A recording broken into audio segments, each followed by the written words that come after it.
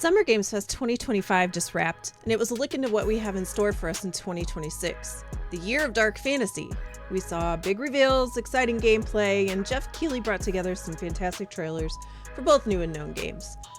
By my count, there were 60 different game mentions, and I've got the top 10 most anticipated and the top 10 most honorable mentions to share with you, including some gameplay deep dives and some direct quotes from the creators themselves. Let's go! In the first spot, we have Mortal Shell 2. This is where the dark fantasy starts with the very first game trailer. The dark fantasy theme for the show in the 2026 kicked off strongly with Mortal Shell 2. A game from Cold Symmetry's Andrew McLennan Murray said, "We're pushing the limits of what a Souls-like can be. New shell-swapping mechanics, ranged combat, and a behemoth-composed soundtrack set the tone for a darker, more brutal sequel." Our second pick is Chronicles Medieval. It's an ambitious new action RPG and sandbox strategy game by Raw Power Games, a new Copenhagen-based studio formed by developers who previously worked on titles like Cyberpunk 2077 and Grand Theft Auto.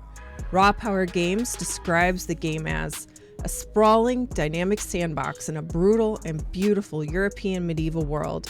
Begin at the bottom, armed with nothing but grit and will. Every sword swing could change your fate. Set for release in 2026. My third choice from the show was Code Vein 2. Bandai Namco's Kitsa Iizuka said, "This time your choices shape the world." Gameplay features dual-wielding aerial combos and a new blood resonance system that evolves based on your AI-controlled allies. Retains the Souls-like formula with dodge-heavy, stamina-based melee combat. Players can now wield time itself to manipulate the battles and environments. This is scheduled for a 2026 release. Fourth, but at the top of my personal list, is Atomic Heart 2. Atomic Heart 2 marks the return of Mundfish's surreal, retro-futuristic first-person shooter set in an alternate Soviet universe. The sequel builds on the original's bizarre world, combining intense combat, twisted sci-fi, and psychological horror. Set several years after the events of the first game, Atomic Heart 2 explores the aftermath of the failed AI utopia. The Soviet Union has fractured into isolated zones, each ruled by rogue AI systems, mutated life forms, or deranged scientists. No release date was given for Atomic Heart 2, but since Atomic Heart 1 released in February 2023, and we just got another DLC this January, I would expect this to be a couple years away. In this variation, you return as the Major, now a rogue operative with fragmented memories and a mysterious new implant called the Neurocore, which allows limited control over machines and time. This is a darker, more personal story, said Mundfish's creative director. It's about memory, identity, and the cost of control. Number 5 is Onimusha: Way of the Sword. It's a highly anticipated revival of Capcom's legendary samurai action series.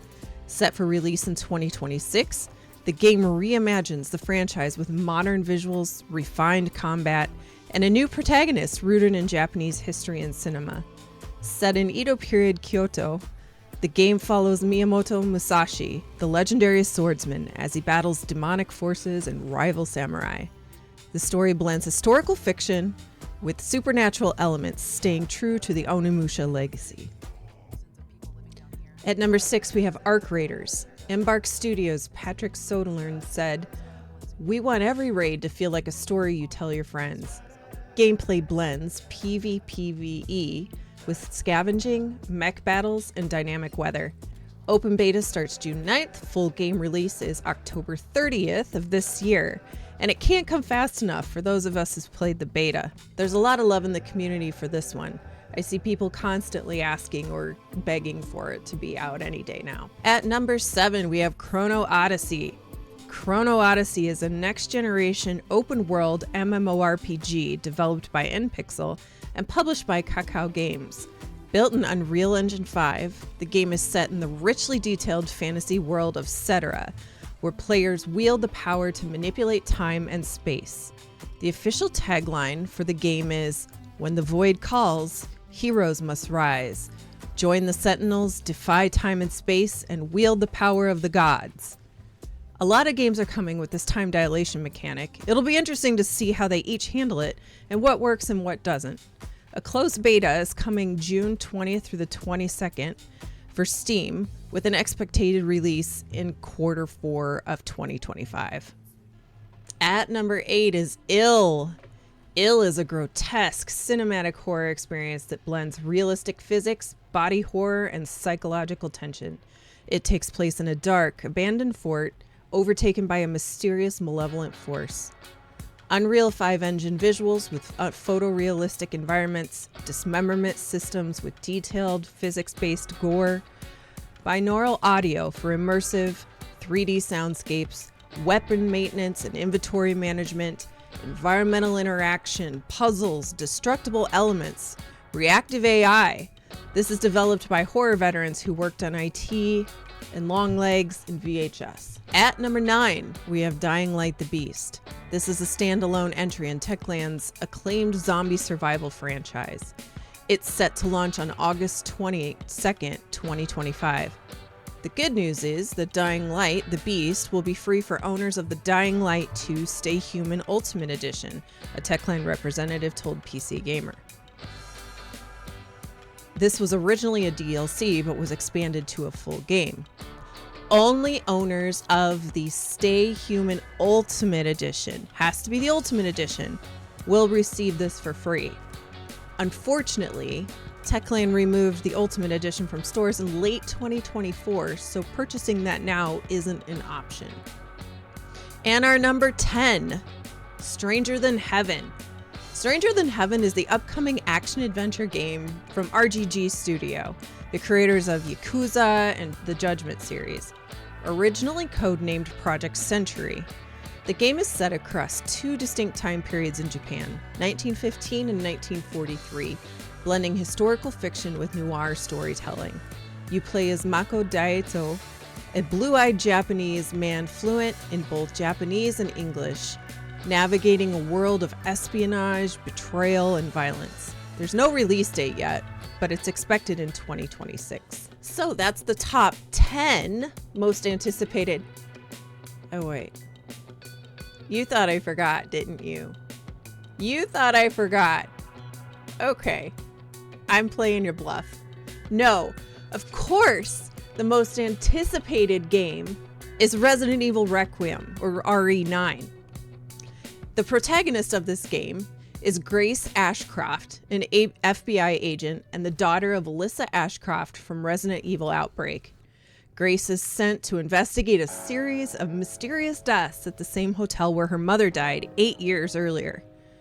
Directed by Koshi Nakanishi, who also led RE7, the game appears to revisit a decimated Raccoon City, blending familiar locations with new environments. The trailer hints at a psychological horror tone with themes of memory, legacy, and trauma. Capcom's representative said, "We're returning to the roots of fear. This is a survival horror reimagined for a new generation. Gameplay features a sanity system, limited ammo, and an AI stalker that adapts to your tactics. Launches February 27th, 2026. All right, that was the top 10 most anticipated. Now let's hop down the road a little bit to the top 10 honorable mentions. These are games that I thought were very interesting, sort of kind of all over the place, and I feel like it hits a lot of different niches and a lot of different communities of gamers here. We'll go through these a little bit quicker, but it doesn't mean that they don't look absolutely fantastic. Number 1 is End of Abyss. End of Abyss is a newly announced sci-fi action adventure game developed by Section 9 Interactive, a studio formed by veterans behind Little Nightmares and Little Nightmares 2. At number 2, we have Mouse P.I. for Hire. This is a stylish, noir-inspired first-person shooter set in a gritty cartoon world developed by Fumi Games and published by Raw Fury. It's drawing attention for its unique blend of 1930s animation and fast-paced FPS gameplay. With Troy Baker voicing Jack Pepper, this is releasing in 2025, no firm date yet. Number 4, Felt That Boxing. It's a wildly creative and heartfelt boxing game revealed at Summer Games Fest. Developed by an indie team and published by Raw Fury, it's set to launch on PC in 2026, with console versions likely to follow. Number 5 is Fractured Blooms. It's a newly revealed first-person horror game from an indie studio, Serenity Force. It immediately caught its attention for its deceptive tone. What begins as a cozy gardening and cooking sim quickly spirals into something far more sinister. Jeff Keighley referenced the developers, teasing it as a Doki Doki Literature Club meets Silent Hill. Number 6 is Infinitesimals. It's a newly announced third-person sci-fi action-adventure game developed by Qubit Studios and published by Epic Games Publishing. The reveal today showed that it's set to launch in 2026. It's from an 8-person studio and looks a little bit more like an adult version of Grounded with sci-fi elements. It's just really, really unique. You should check it out. Number 8, Scum. The hardcore, open-world survival game from Gamepires. It's officially launching its 1.0 full release on June 17th of this year, after nearly 7 years in early access. Players are prisoners implanted with tracking devices, forced to survive on a deadly island for a televised deathmatch. Earn fame points by surviving, fighting, and completing objectives used to upgrade skills and respawn. Escape is possible, but only for the most skilled and strategic. Scum is a survival game in the vein of DayZ and Rust, but with a brutal twist. You're being watched, rated, and hunted, said Gamepires. And number 9, Into the Well, a chaotic, cartoon-inspired co-op roguelike developed by a wonderfully named indie studio, She Was Such a Good Horse, and published by Coffee Stain Publishing, known for Goat Simulator and Valheim. Set in a surreal, rubber hose animated world, Into the Unwell drops players into a psychedelic fever dream filled with anthropomorphic enemies, bizarre bosses, and twisted cartoon logic. The game's aesthetic is heavily inspired by early 20th century animation. Think Cuphead meets Alice in Wonderland with a 3D twist. Players will find themselves in a cartoonish fever dream where they'll encounter eccentric anthropomorphic enemies and attempt boss fights as bizarre as they are belligerent, said publisher Coffee Stain. And finally, number 10.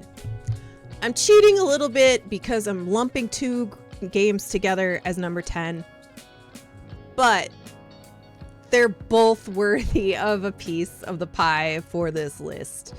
We have 2 games that are doing the Joseph Fares It Takes Two split fiction style co-op free friend pass thing that has really, it's been a lot of fun to play those games with other people. These 2 games are Lego Voyagers and Out of Words.